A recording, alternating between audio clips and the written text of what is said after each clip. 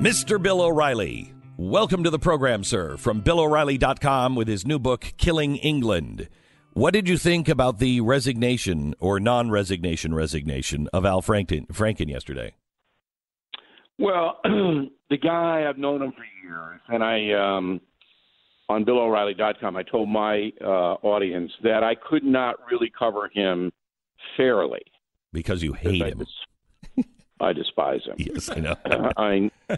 If I could punch him and get away with it, I would. Okay. But I am. Wait. Why do you feel that way? Because you may remember in the beginning of the Fox News channel, Franken ran around. He wrote a book about lying liars and said that I was not brought up in Levittown, Long Island, which stunned my mother, who lived there for 60 years. And she said to me, "Where did we grow up?" So he's a liar. So it's really it's a knife fight because of your hometown. Yeah, and other things. I mean, he's just a brutal guy. You know, here's a man who was elected to the Senate. We had no qualifications other than being Stuart Smalley.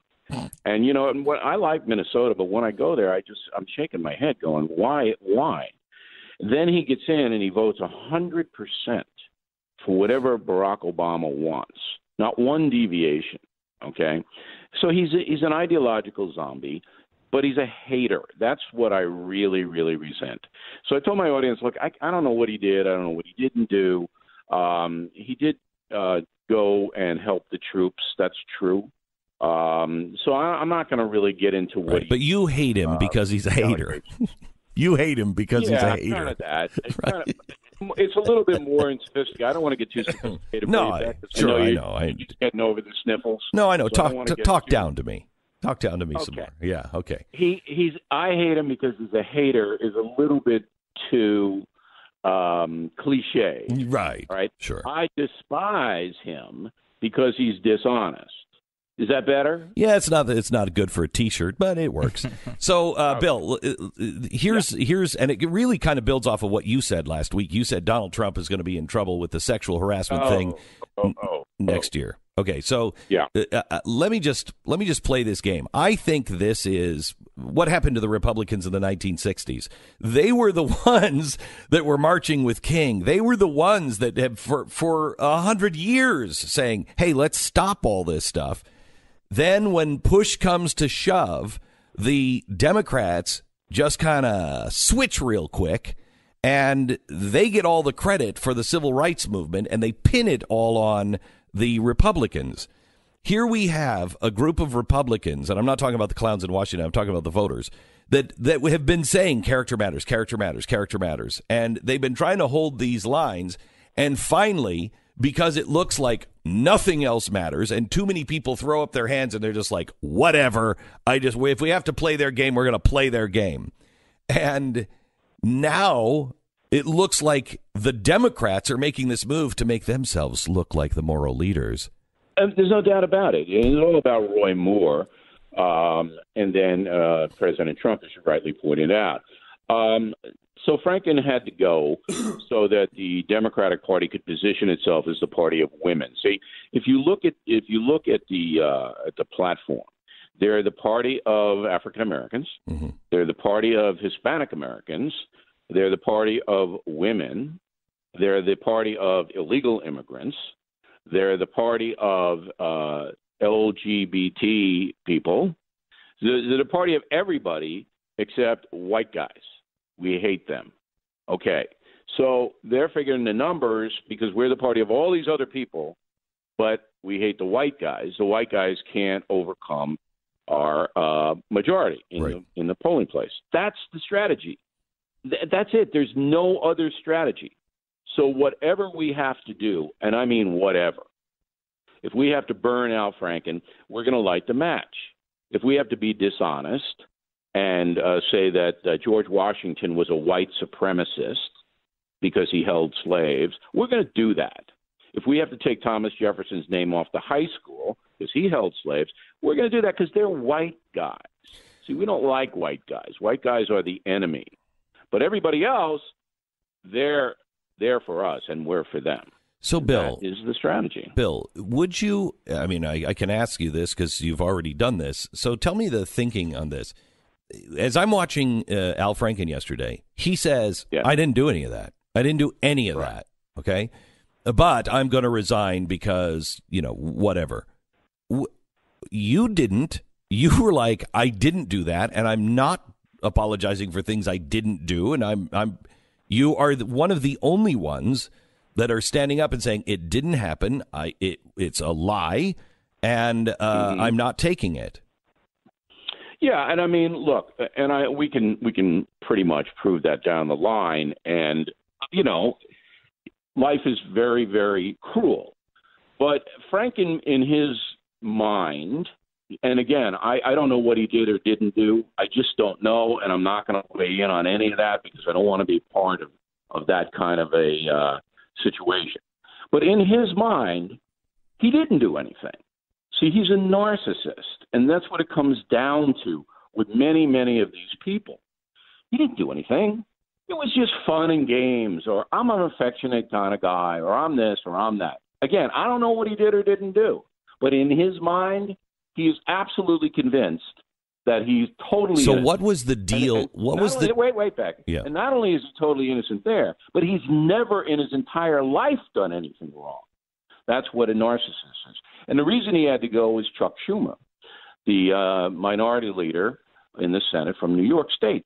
Schumer basically picked up the phone and said, look, Al, we're going to destroy you if you don't go. We're going to destroy you. Your own party's going to destroy you because you need to get out of there so we can attack the president through Roy Moore and other people. That's why he went. That's the only reason he went. Schumer is the toughest guy on the block. Why do you think no Democrats ever vote for tax reform or anything else? Because Schumer tells them, if you go outside what we tell you to do, we're going to challenge you in a primary and we're going to cut off all your money so you won't be able to run an effective campaign. This is what Schumer does, and that's what he did to Franken. All right, let me switch gears to Roy Moore. There is a really troubling piece of video that has just been released. Do we have the audio, Sarah? Could we play this of Roy Moore in an interview? He said that Russia was the focus of evil in the modern world. You could say that very well about America, couldn't you? Do you think? Well, we promote a lot of bad things, Like? Same-sex marriage. That's the very argument that Vladimir Putin makes. Well, then maybe Putin is right. Maybe he's more kin to me than I know. What do you think of that, Bill? Look, are you surprised by that? No, but I mean the Putin thing. Roy Moore is a very, very fringe politician. All right, he has made it clear throughout his career that he doesn't want any kind of gay stuff, that he thinks that, and what he's talking about is abortion. The reason that Roy Moore is going to win next week is abortion. The Alabama is the most pro-life state in the union, and the opponent, the Democrat, is a abortion on demand at any time, 10 minutes before you're supposed to give birth for no reason guy. That's why they're not electing Roy Moore. They're voting against his opponent because Moore is fringe as you can get, and that's what's happening down there. Although they voted for him in the primary against two candidates that were not fringe. I mean, Mo Brooks is a real conservative. That was before any of the stuff came out, and True. Moore positioned himself as the Christian crusader. So he was the Christian crusader, and there are enough evangelicals in Alabama in a primary situation to get you elected on that platform. About 3 or 4 years ago, we warned about Vladimir Putin and what he was doing with the Christian movement, and he was becoming the champion. In Russia and parts of the former Soviet Union, they were rounding gays up. It's bad. And he is doing it not because he believes in it, but because he is trying to appeal to the uber strong Christian community. Yeah, sure. And but like I told Right. You're absolutely right. Like I told President Trump in my Super Bowl interview this year with him, Putin's a killer. Putin's a killer. All right. So you can't be akin to him. He's a killer. He'll do anything.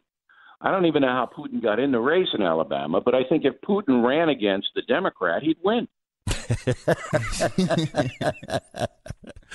Bill O'Reilly, back in just a second.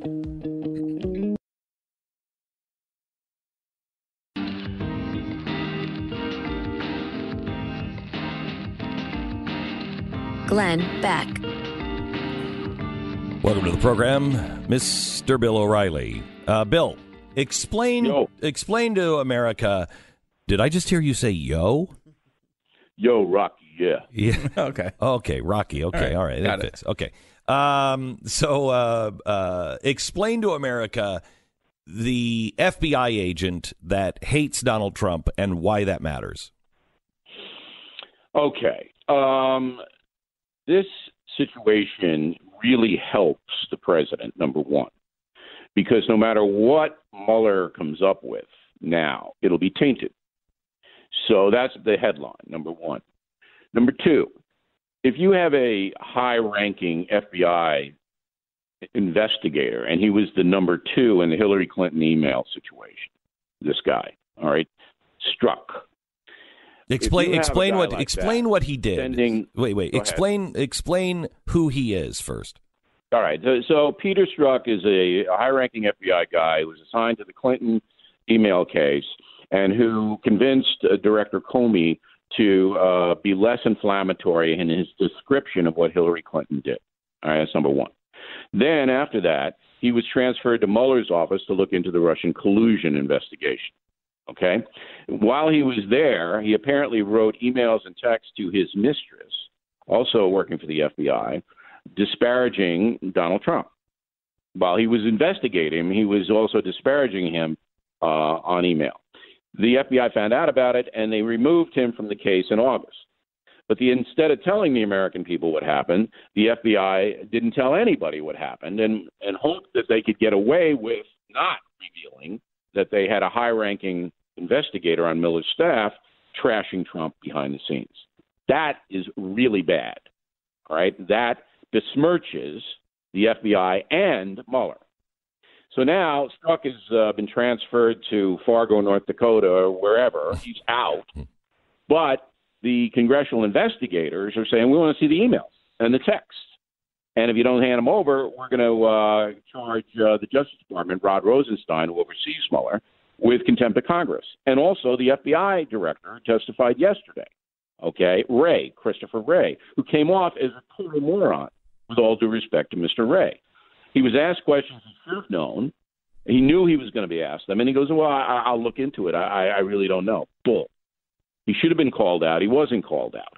All right. If I had been a congressman on that committee, I would have been outraged. I said, you knew what you were going to be asked. And you came in here ill-prepared. You're wasting our time. That's an outrage. And then would have thrown a pie at him back. Probably a custard pie. You know, I never. Anyway, that's what happened. I never thought of this before until just now. Yeah, you'd be a fun senator. Have you ever thought of that? I'd be a blast. You really would be. But I'd last about 45 seconds before Media Matters accused me of murdering somebody in 1957 when I was 6. And definitely not in whatever that town is, the Levittown that you grew up in. Levittown. Yes. Big deal, Beck. Don't disparage it. So, so the FBI, is tainted, which is why I believe the FBI itself needs to be investigated because they were tainted for Clinton. They may be tainted against Trump, but also I don't believe them on Russia. I mean, they have done too many weird things with Russia and kind of kick dirt over the tracks on other topics with Russia. Sure. We need... This thing is unraveling now. Yeah. Okay. And once those emails and texts come out to the public, the FBI is going to... You're right. There's going to have to be a big investigation. Glenn Beck.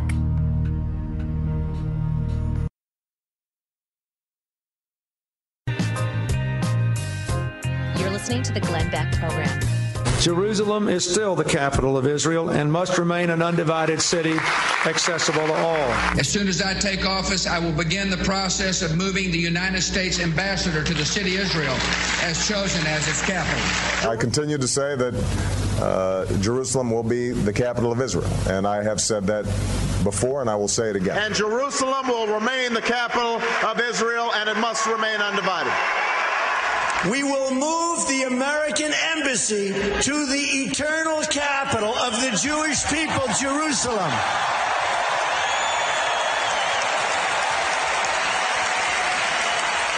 Therefore, I have determined that it is time to officially recognize Jerusalem as the capital of Israel. While previous presidents have made this a major campaign promise, they failed to deliver. Today, I am delivering. I never thought he would do that. I actually apologized to the fans of Donald Trump today and told them I was wrong, you were right on this issue. He still has to move it, otherwise it's kind of like Obama's bare ears monument. But if he moves if he actually moves the embassy, this is a really big deal, Bill. Yeah, I think so. Most Americans aren't tuned into this. They don't really understand the history of it.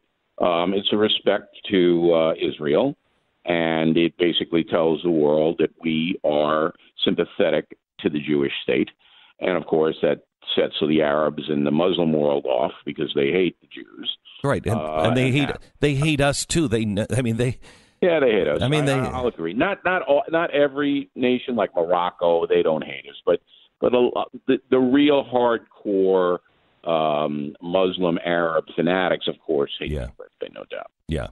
So, what does this mean, Bill? It doesn't mean much other than Trump, even if you don't like him, is a guy who does respect his promises. He does. I mean, almost everything that he said is either done or underway. And the economy is picking up nicely. So he's got a real shot if he stops the nonsense, the tweeting and the feuds. If he stops all that, he's got a real shot at getting reelected. And, if he's smart about it. I want to tell you one thing, though. I don't know if I mentioned this on your program, but I predicted, and we discussed last week, that there's going to be a tremendous assault on President Trump coming. Agree. Probably come in January, because he did get the tax reform passed, and the Democrats now say, well, we got to destroy him because he may get reelected. There is a tape, Beck, an audio tape of a anti-Trump person offering $200,000 to a woman to accuse Donald Trump of untoward behavior. So, you have talked to me about this. You've talked to me about this tape. You've talked to me about it privately as well with additional information. Is this tape going to be released or? Well, I may have to go to the U.S. attorney myself. I don't want to have to do that and inject myself into the story. But I had my lawyer listen to the tape, my attorney. Right. He's listened to it. There are at least 3 crimes on the tape. So as a citizen, I may have to do this. I will tell you, now, Bill, that that's the first thing that you said. You say, well, I'm trying to get it, so it could be released. It needs to be released. And you weren't talking about getting it for you to release it, but it had to be out there. And I think the first time I said to you, if they don't, you got to bring it to the U.S. attorney. I listen. Again, it's in the hands of someone who knows the seriousness of the situation. All right. What is their hesitancy?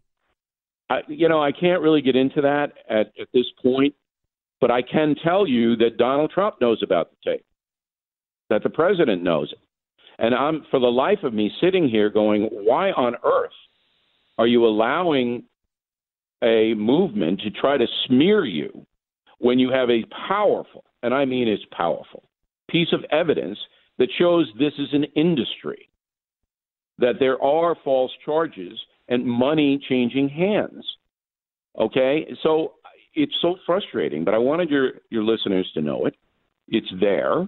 It's amazing, and it will change the whole discussion if it ever gets out. So when do you decide you're going? I have no idea. It's a big legal thing, and I'm watching it, but I'm not going to let it go. I'm not going to. You know me. I'm not going to let it go. So I can't give you any deadlines or anything like that. But I'm in this, and I'm not going to allow the country to be deceived. I'm just not. Not to say that Donald Trump didn't do stuff wrong. I mean, he did. But I'm not going to. I know there's an industry that pays people to smear other people. Yeah. And that's got to be exposed. Yeah, but that doesn't mean that some of the other accusers. But no, it's just. Go ahead. Yeah, it does show that. I mean, because I really believe, and it's not just going to be from the left. It'll be left, right. It'll be everybody. There will be people, if you can just continue to destroy people just by making an accusation, there will be people that will do it for money. And boy, would I like to say a few things on that right now, but I'm not going to with Mr. O'Reilly and here. You know it's true, and so do I, and so does every powerful person in the country. Anyway, I wanted to tell you before you kick me off the air here that I got your Christmas card. Very nice. Glenn Beck sends great Christmas cards. But I wanted to ask you, have you made your Christmas gift list? Gifts that you're going to give people? Have you done that? Well, did you get the 5 Bitcoins in the Christmas card that I didn't get anything from you, and I never do. No, I put them in. I put them in the envelope there. No, you didn't. Yeah, go check the envelope. You didn't throw that envelope away, did you? No. Yeah, there's a nice little picture of you and everybody you've known in your entire life. It's my family on the card. Yeah, that's right. Everybody's there. So I have never received anything from Bill O'Reilly. Nothing for Christmas. Oh, come on! I sent you a free sign, "Killing England," and it's just so big that your staff probably stole it and didn't give it to you. But that's what I'm getting at. If you go to BillO'Reilly.com, Beck, as I know you do every day, because you want to get the best news analysis. You can get 4 free killing books or any of my other books. Free, 4. Okay, and you can give them away with little Bitcoins or whatever else you're doing. I have no idea what that is. So in other words, I could give the gift of Bill O'Reilly all season long. Stu desperately needs to read the books or have someone read them to him. That's easier. You get 4 free books if you buy 3 gift certificates to BillO'Reilly.com. That's 7 gifts, Beck. Can I buy a Bill O'Reilly sweater or anything? No, we don't have Bill O'Reilly sweaters, but we do have "We Say Merry Christmas" mats. Maps put outside your door to signal to the world that you say Merry Christmas. Oh, you mean a mat? So we have, okay, yeah, like a doormat. Yeah. And we have all kinds of great stuff like that. Mm-hmm. So it's a benign, uplifting website, BillO'Reilly.com. It's amazing. And where'd you get the idea of the door? I know that I care deeply about. Where'd you get the idea? Because I've been your doormat for a long time. So where did you get the idea of the doormats there, Bill? The "We Say Merry Christmas" doormat is a classic. an item that you have to have if you say Merry Christmas. You're saying basically you're not really even a fulfilled person if you don't have one. No, but I'm going to have a mat next year that says "We hate Christmas, don't even mention it." So we'll be with the secular people too. Wow, that's great. That's great. Bill O'Reilly, thank you very much. From BillO'Reilly.com, and his new book is "Killing England." Have a good weekend, Bill. You too.